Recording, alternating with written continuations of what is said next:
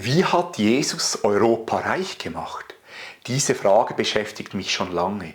Ich bin Michael Freiburghaus, reformierter Pfarrer in Leutwil und Dürrenesch, Schweiz. Um diese Frage zu beantworten, habe ich das 900-seitige Mammutwerk von Joseph Henrich gelesen, Die seltsamsten Menschen der Welt, wie der Westen reichlich sonderbar und besonders reich wurde. Henrich ist säkularer Anthropologe, der 5 Gründe herausgearbeitet hat, wie die Bibel den Westen positiv geprägt hat. Im aktuellen Faktum-Magazin 3 2026 auf den Seiten 16 bis 18 habe ich eine Zusammenfassung von Henrichs Hauptthesen geschrieben sowie eine Überprüfung anhand der Bibel. Der Beitrag heißt, wie Jesus Europa reich macht.